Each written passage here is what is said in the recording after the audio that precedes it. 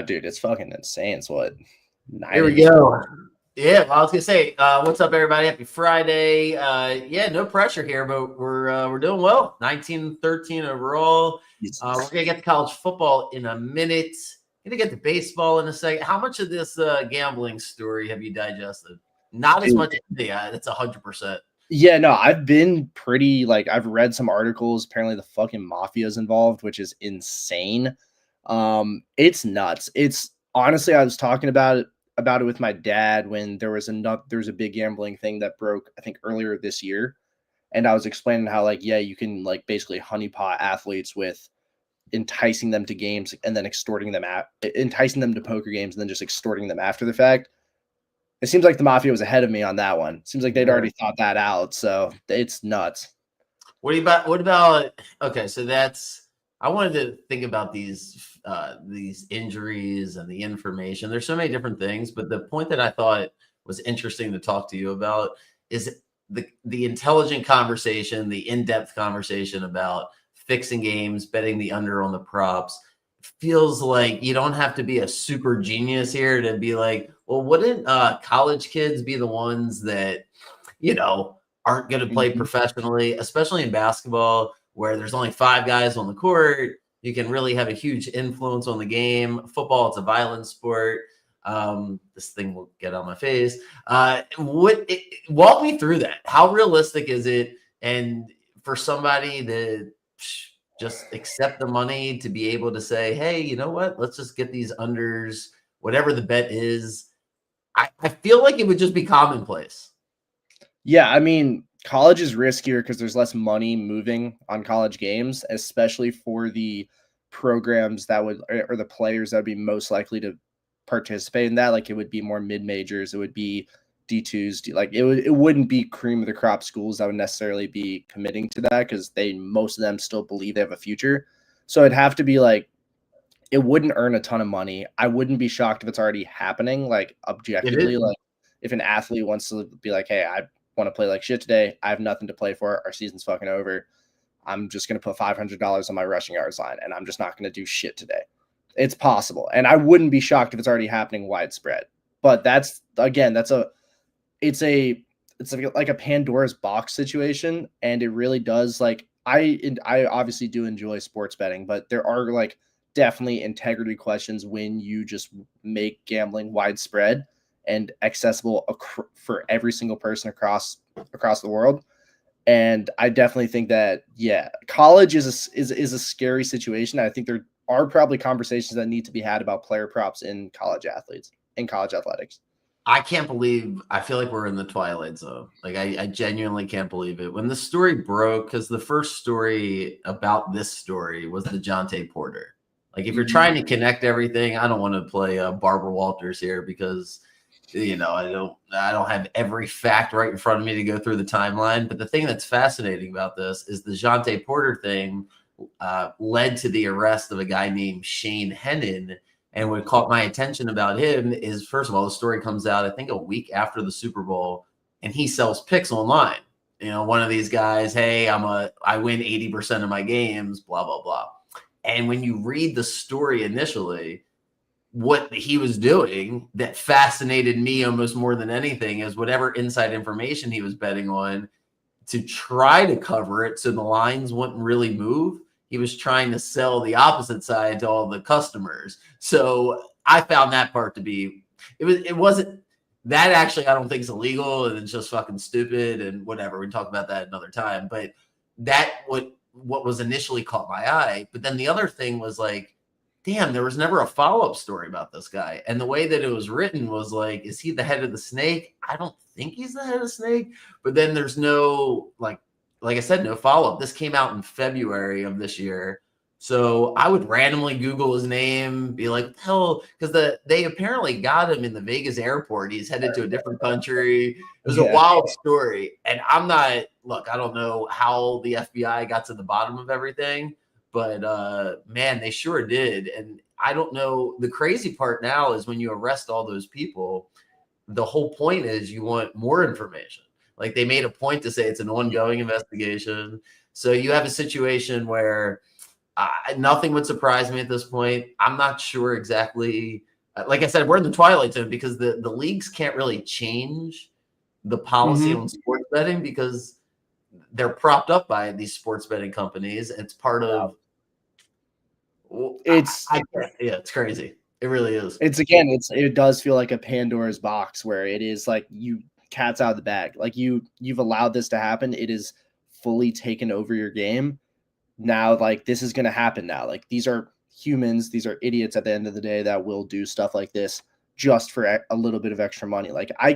What is Chauncey Billups doing? Like that's a real question that needs to be asked. Is like, what are we doing? Like, how Here's do the we thing, end though. up in these situations? Like, And I think the question, right, is maybe one of his friends gets involved in something. You mhm. never like the thing that's crazy about this stuff is you never really get to the bottom of it. I mean, you read about these stories where these guys get arrested, and next thing you know, you don't hear anything else. It's kind of one ear and out the other. It sounds crazy at the time, but you don't really do the follow up, and I don't know what breaks the sports betting. Like, I don't know what story you need.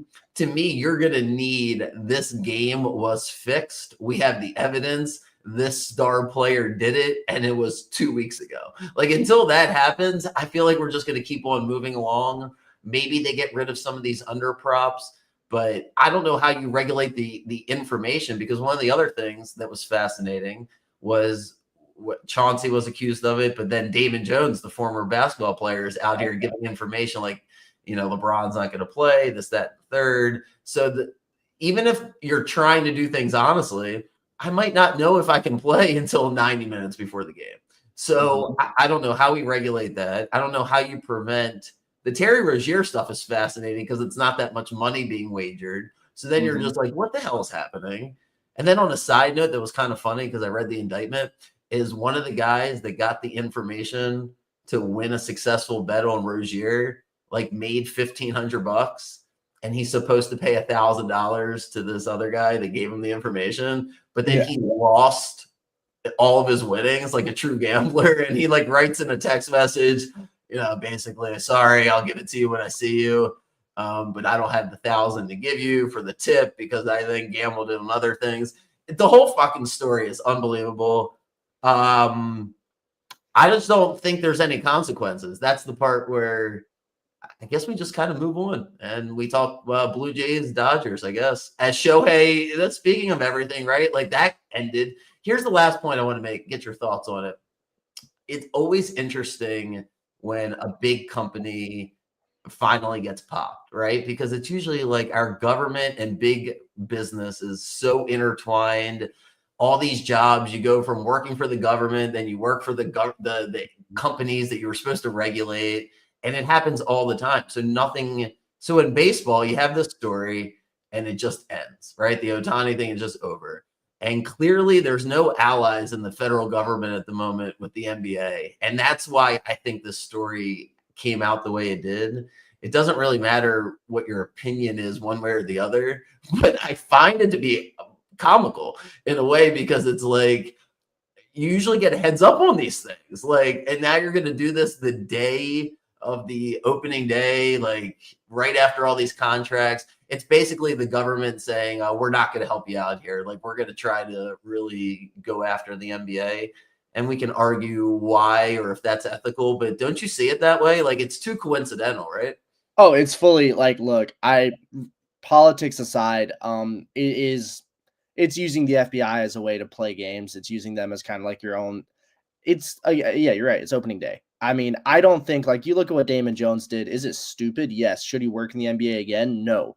But is this like how much jail time can you give a guy for that? Like it feels like it's more of like a it's what are we going to call it insider trading? Like, is that what we're going to call it? And because you can't do that, I assume gambling companies do not want to be considered some kind of financial institution that needs to be regulated by the SEC. So it's this game where it's like, I don't. They're not going to get charged with much. Like Terry Rozier is a dumbass. His career is over. Chauncey Billups, again, these are guys with careers that are over. Jonte Porter bet the under on his own props and faked an injury, and he didn't get arrested. He's just chilling. Like it's a very weird situation. I think that, yeah, I don't think you see a lot happen here. And I think the reason they were so publicized, these arrests, and they did the whole press conference, whole 9 yards, is correct, is they want you to look at the NBA and say, this is the Wild West. They have no regulations. They Well, don't, I they're will not say a this. legitimate sports organization.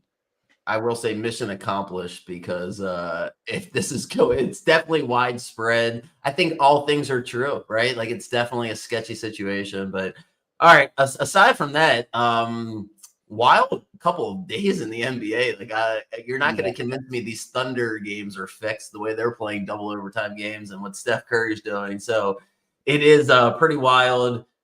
We somehow have to talk about why I'm double check this 25 times. Indiana is the second ranked team in the country. Georgia Tech is the seventh ranked team. So we'll get that in a second. But talk to me about Dodgers Blue Jays. What's your gut feeling? Can you make an argument for the Blue Jays in the series? And then what do you think about game one tonight? Yeah, I mean, look, I'll always look back to 2019's World Series where you have these indomitable Astros against this like ragtag Nationals team, and they just made it happen. So it's again, it's baseball. Anything is technically possible.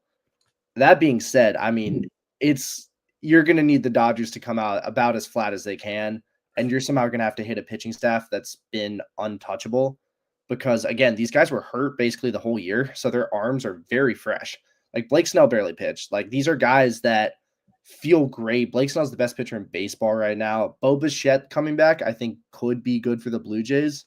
Can't be bad. Yeah, but like at the end of the day, I mean, this is a pretty insane hill to climb. I really didn't feel like the Blue Jays were much better than the Mariners. I think you could also make an argument that they just weren't, and that the Mariners played a better series.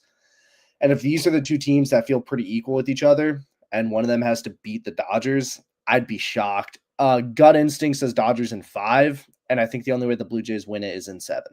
And yeah, Blue Jays, yeah, tonight's the night, obviously, because the oh Dodgers yeah, coming off the rust. I do think. What's your thoughts? Because Blake Snell's willing to walk guys. He trusts his stuff so much that like he'll strike you out, he'll get the bases loaded, and then he'll figure it out. He's not going to give in, and the Blue Jays just don't strike out. So I can't wait to watch. Like I'm extremely fascinated if the Blue Jays are actually going to strike out tonight. Like, or because I mean nobody wants to chase his fucking curve and his change. That shit is so dirty, but yet they keep chasing it. So can the Blue Jays lay off?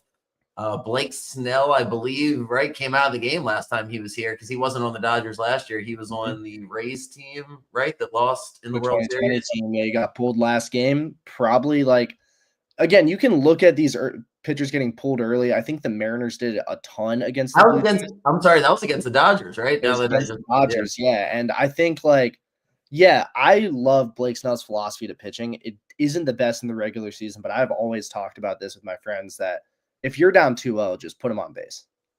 Like there's no reason to keep pitching. And if you're down 2-0 in hypothetical against Vlad Jr., just intentionally walk him. Like just call an intentional walk now. Don't waste 2 more pitches trying to get back into the at-bat. You're in such a bad spot, and this is the World Series now. Put him on base. He's not that much of a threat on the bases. You feel better against everyone else in the lineup. You need to – I think Blake Snell has mastered strategic pitching. He knows the situations in and out. He knows how to get out of them. I'm sure he's already thought about how the Blue Jays just don't strike out. He's a pitcher that's willing to adapt to anyone. He is not too arrogant to think that his stuff will just win. So I think he's got a game plan. I think we'll see it.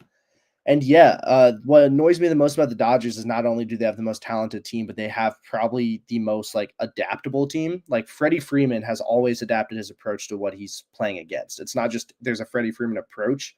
He's out there to hit. Mookie Betts, same way. Ohtani, I've never seen him struggle. They're an adaptable team. They play against their opponents. They don't play their own game. And you really never see that out of the big Giants a lot. So I'm interested to see if the Blue Jays are going to try and throw like a wrinkle in there, but it's really felt like the Dodgers just can't lose in the playoffs. The Dodgers had a ton of adversity in the regular season, and they've been in obviously adversity situations throughout their run, but not this postseason. This postseason's gone pretty well for them. So it will be interesting if the Blue Jays jump on them tonight. The crowd will be into it. I don't know. I never want to root for the favorite. Like when it's the Dodgers, like that doesn't seem like a ton of fun. But I can't stomach the Blue Jays winning the World Series. Like just let the Dodgers win it. I don't need an AL East team to get there before we do. But all right, let's do college football. I think we are in for. We got to figure these teams out. Like we're getting there now. We're starting to figure some things out instead of going backwards. Since we're already rolling here, and I don't want to keep you too much longer. I'm just gonna go in order. Actually, you know what? Before I do that, why don't we go the other way? Because I don't want to step on you. You got your games. You've been what do we got? 19 and 13. Get my pen out here, ready to roll. No pressure. Yeah, not no pressure. Just doing this for fun here. Yeah. You were Yeah. not selling your picks for 99.99 or some sort of secret group that you can message to get your best picks ever, but we're here having fun, and I trust your gut here. So let's hear it. What are you thinking? Yeah, so I kept it. We're going with major games here. It's a weird week. Again, another week with a ton of ranked teams going on the road against solid, either ranked or just out of the rankings opponents. You see that like BYU and stuff, but I'm trying to stay away from that. But the one game I feel very good about, Ole Miss +5 is the line I have. I think it's 4.5 most places on the road against Oklahoma. Ole Miss is an incredible team. Georgia is a good team now. Like they are. I feel confident in saying that. Ole Miss is very, very good. I don't think Oklahoma is as good as Ole Miss is. I watched Oklahoma struggle against Auburn. I know Georgia did too, but granted, I think Ole Miss is better. That offense will come out very sharp. Lane Kiffin isn't the kind of person to drop 2 games in a row. It's just not who he is. It'll be a barn burner. I know Ole Miss is going to score points. I think the fact they're giving you 4 or 5 points is ridiculous to me. I personally have taken this as a money line straight up because I think Ole Miss will win. I think it's worth taking that extra risk on. If you're feeling safe, 100% take the 4.5 or 5 points wherever you can get it. I feel great about Ole Miss. Next, college game days in Nashville, first time ever. Love it. I'm with Vandy this week. It does feel like a trap game. It feels scary. Vandy -3 feels really solid here. They have looked incredible. Outside of, again, a stumble against a very, very good Bama team, Vandy has looked incredible. Of course, you looking at Missouri, they've not been bad either. But in all honesty, Diego Pavia has been great. The home environment in Vanderbilt is incredible. I really like that Vandy team here. Definitely think that 3 points isn't enough to scare me off. Next one, we're taking it a little weird. I know Carson Beck better than most people do just because of having to deal with him. Miami -29.5. I think it's at home against Stanford. Yeah. They're going to beat him by 40. He's going to come out. He's going to throw for like 400 yards, like 6 touchdowns, no picks. He's going to have the best game you've ever seen from him because he just put up an absolute stinker. It's so obvious to me that he's going to do that. It's the Carson Beck effect. He will not be there in the very big games. He'll drop bad ones, but then he'll come right back and just beat you up. I really like them there. Next one I have is Oregon -31.5. I think it's at home. It's definitely against Wisconsin. Wisconsin, I've actually been seeing a lot of dialogue around Wisconsin and their coach. They hate him. I really liked him out of Cincinnati. I'm forgetting his name right now. But Fair. Yeah. yeah, but they're kind of out on him. It feels like a sinking ship. Yeah, you think they keep getting their ass kicked. Maryland went there and kicked their ass. That's So it's not a great time. Oregon has been incredible out of one little slip up. They've been beating teams by 30 all season. I don't see Wisconsin being the one that stands in their way. I don't know if you remember last week. I was like, "Oh, be careful! Oregon's got to go to Rutgers." And then as I said, I'm like, I think I said I got to go back and listen, but I was pretty sure I also put the caveat that they could beat them 70-0, depending on what the situation is. They fucking destroyed Rutgers. They were so mad at Rutgers, but yeah, that was a monster win. So you got Oregon, we got Miami, Vandy, Ole Miss, and what's the last one is I'm getting a little scary. Another ranked team going on the road. Tennessee's only getting 8.5 points against Kentucky on the road. I love it. Kentucky's not a good team. I watched them come to Georgia. Weren't much of an issue. Tennessee is a great team. Wasn't Kentucky good a couple years? I thought Kentucky was turning it around. What happened? So Kentucky is a very weird team. They produce some good quarterbacks every now and then. They'll come out and they will put together a team that is top 20. They've never really been able to get over that hump, though. They've always just kind of sat in that top 20 range when they're good. And after last year, the Brock Vandegrift situation was a nightmare. They were disgustingly bad last year. They just are kind of in a lull again. I expect them to come back up. The defense is still good. Kentucky will always have a good defense. There's nothing going on offense, though. All right, let's go over a couple of these games. Ole Miss, is that the worst, or is that your luckiest cover of your life, that Georgia game yesterday? I mean, or last week? Ole Miss is up 35-26, getting 7 points. Everything possible would have to go wrong, including Georgia kicking a field goal virtually at the buzzer. Felt like anyway. So that's a huge one to swallow. Ole Miss. I always think about that when they're making the lines the next week because they're looking for action. I'm like, gosh, if you bet on Ole Miss the week before, it's like, how do you do that the next week? Yeah. Like, maybe I'm just too emotional of a gambler, but that's something I'm thinking about. You don't think that was the type of loss where, or maybe a better way of asking it is, do they just not match up as well with Oklahoma? Like, why? I would think that spread would be closer to 3 because I watched Oklahoma get their ass kicked by Texas. Texas doesn't look good no matter who they play. Speaking of Kentucky, Texas barely beats them last week. So what exactly would be the opposite argument if you're arguing against yourself? Where does Oklahoma get the blowout? Is there something, is the material something there? Because Georgia seemed to move the ball pretty easily. Yeah, I mean, it will come down to Mateer is not fully healthy. Like, that's very clear right now. Right. He should not be playing. I don't know why he is. It's dumb. So the argument is, yeah, Ole Miss's defense is very bad. Brett Venables over in Oklahoma has great defenses. They haven't been the best defensively this year, but he still coaches them up well. They're not it's a decent defense. It's better. They have the defensive advantage. And are they better than Georgia on defense, Oklahoma? No, I don't think so. Georgia moving the ball up and down the field, up and down. No. And so I look at it, and I think the only argument I can make for them covering and blowing them out is A, it's at home.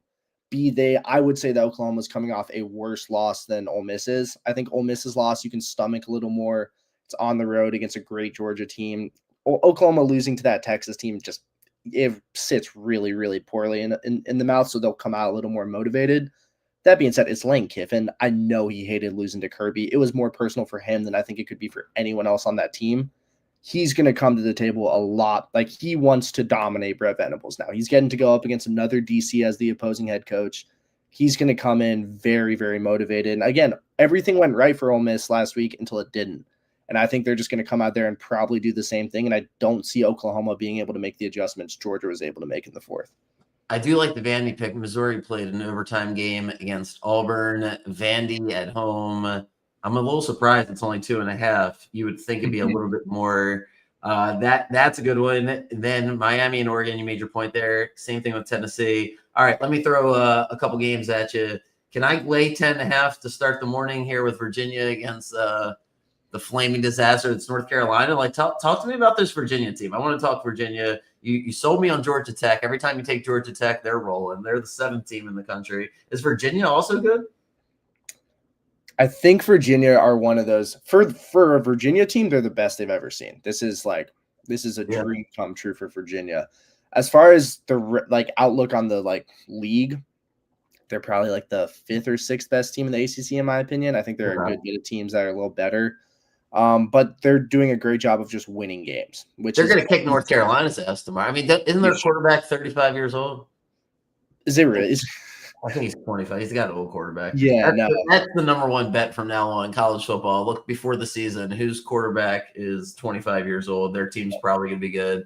Mm-hmm. All right, Virginia's playing Carolina early. Georgia Tech's playing Syracuse early. UCLA is not going to be able to hang with Indiana, right? Indiana should just smoke. Yeah, that's a weird line for me because, UCLA's got all that motivation. They've been playing really good.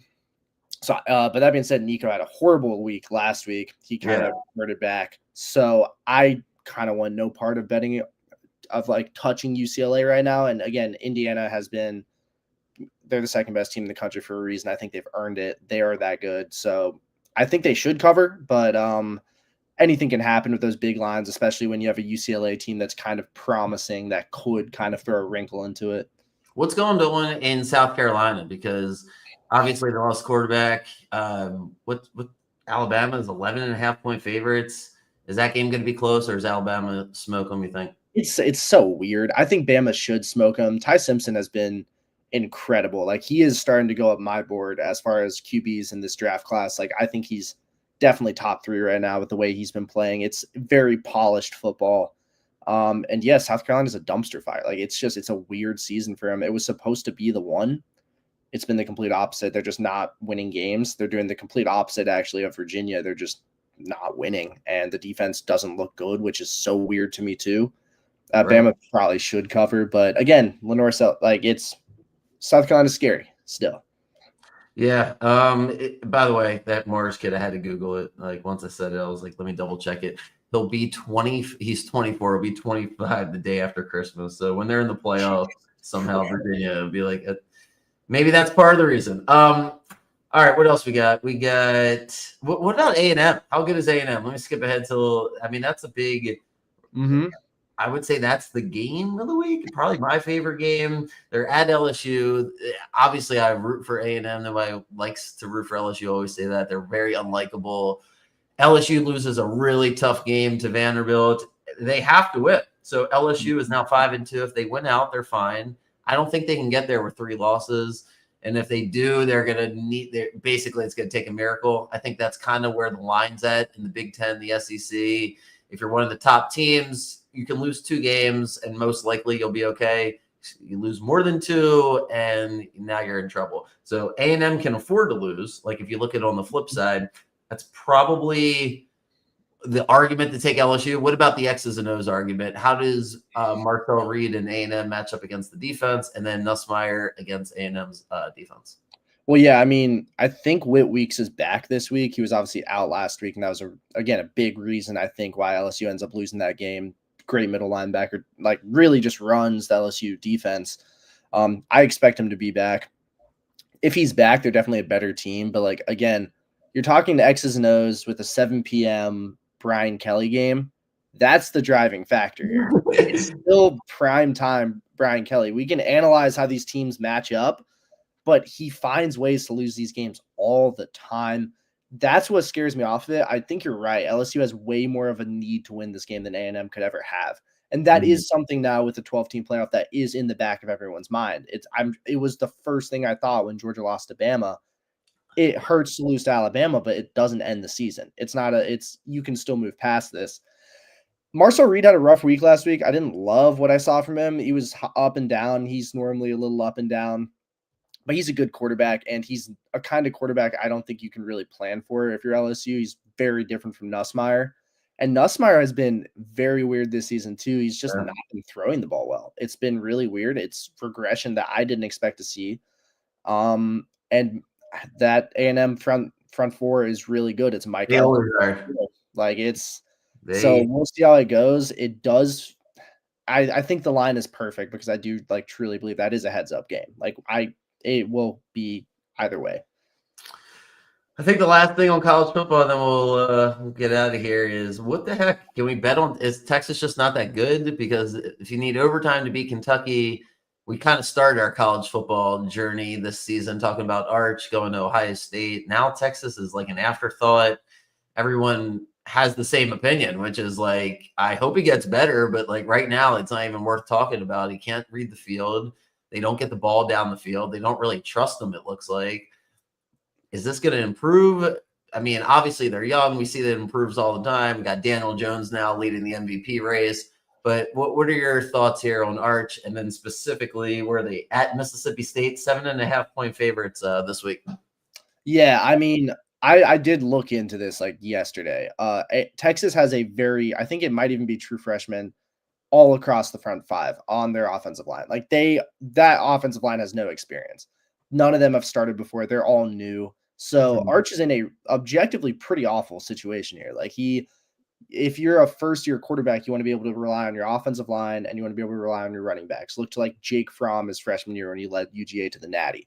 He had great receivers. He had a great offensive line. He had great running backs. It makes you feel so comfortable. And I don't think Arch has had the ability to really get comfortable with the way Texas is set up currently offensively. So he's going to look terrible. He's a guy I can look at next year and say these guys all get another year of experience. He does too. I think he could be great next year. It's not going to show up this year with the current iteration of the team. That being said, I'll give Sark a ton of credit. he's trying to find a way to make it work. He's really working his hardest to figure out how to make Texas competent again. But this all does kind of go back to, like, I think last year was kind of their year. Like, I really do think, like, you look back at it, it really does feel like that was when everything lined up for them, and then it just didn't work. You say that, and, and I do agree with you to some extent, but then I also think he almost choked away that Arizona State game. He did. And if he does that, does he Mhm. even? I don't know if he gets fired, but it's definitely a different vibe as far as you look at Texas instead of, oh man, they almost beat Ohio State. It was really like, weren't they 14-point favorites against Arizona State and they needed a 4th and 7 and Mhm. Ewers just launched one, which by the way, he's got to be the quarterback for the Dolphins. I mean, the Dolphins have got. He looked really good, and I was kind of shocked. It's like, honestly, like, I think he's got more potential than Tua does at this point. Like, I've Yeah, never seen, like, Tua needs to retire for his own sanity. Like, that guy, like, literally does have CTE. Like, you can see it. Like, his brain is fried. I have never heard someone answer interview questions. He does answer them in, like, the football player, like, PR answers, but he says the worst things. Like, he answers them correctly from, like, a behavioral standpoint, but then he says this, like, word, he blames everyone but himself. I haven't seen him take accountability once all year, and I've watched his games. Those picks are horrible. yeah, Like, he they're does have. really bad. Yeah, he has a couple picks where you try not to say what you just said because it's like doesn't sound great. But like if you're being honest, like you're just like, yeah, dude, do you have mental problems? Like what the hell? Like it sounded like I could have done that, but I wouldn't have thrown that pass. Like I would have. I'm not saying I would have completed a pass here, but I knew not to throw the ball to the big linebacker right in front of my face, and he does that way too often. No, yeah. Um, And, like, oh, again, if you're consistently, and to be fair, he has done this in the past before all the head trauma. But if you're throwing consistently interceptions where I can't see the guy you were throwing to, I can right. just see the player that caught the ball, and I don't know what you were trying to do, that's a problem. And he has done that. I mean, it's more games than not this year, which is really bad for an NFL quarterback. I totally, yeah, I think we all agree that Tua is not the future MVP of the NFL, which just shows you how crazy the NFL was. Because I think a couple years ago, because a couple years ago, he's the leading vote getter. The Dolphins are 9-2. They have an offense that you can't stop, and now Daniel Jones is amazing, and Baker Mayfield. It is it's interesting. So all right, appreciate you. Let's just do it one more time. Make sure I got it. Ole Miss +5, Vandy -3, Miami -28.5, Oregon -31.5, Tennessee -8.5. Put them Mhm. out there. And cool. If you're betting on whatever you're betting on, good luck. A lot of things to bet on. If you are betting, I don't think you can argue that if you want to bet on all the sports, it's the best time because you get everything. You get the hockey, you get the NBA, college basketball is coming, get the NFL, get college football. Yeah, it was fascinating to talk to you for a few minutes about the gambling in the beginning. I feel like we're just kind of talking in circles though, because nothing's really going to change. Like you can break it all down and we can have lots of conversations, but I don't know if it met the threshold. I still need Kevin Durant, LeBron, Steph Curry purposely miss this shot in this game Mhm. and people are demanding their money back in real time. That's when people will stop gambling. If you get caught in a moment where the reaction is, hey, I want my money back right this second, that's the only thing I see people doing that would make me stop gambling. Outside of that, it's like the Terry Rozier. I didn't bet on his prop. It didn't involve me. Why the hell do I care that much? I did. Yeah. No, it's a weird thing because, like, I think there's probably more that went on that's just not there. Like, people probably cooperated. Sure. Everyone's joking about Gilbert Arenas because he had the whole illegal game going You on. still need Uh, something that made me as the gambler feel like I got screwed. And until you can point to that, it's just I'm still gonna bet. Like I'll listen to the story, it might be interesting, but I don't think you're gonna get somebody because I don't know what games are fixed. So all it is like if you're gonna tell me 2 years after the fact, then what the hell is really the relevance to me? And plus, I'm too busy, and that's how everybody is. I spent way more time than the average person. The average person hears this and they're like, "Oh, that's not shocking." But I don't really know exactly who Terry Rozier is, and I'm moving on until we get to I get my money back for this game because so-and-so just got caught, I don't think anything changes. But anyway, appreciate the conversation. Good luck on whatever you're going to do this weekend. I know you're looking for jobs, getting ready to graduate, so hopefully you can have some fun this weekend. No Georgia to stress you out, so you get the week off. And, no, it's great. I love that. All right, bro. I'll see you next week. Have a good night, everybody, and I'll see you guys Sunday morning. Yeah, see you. All right, bro.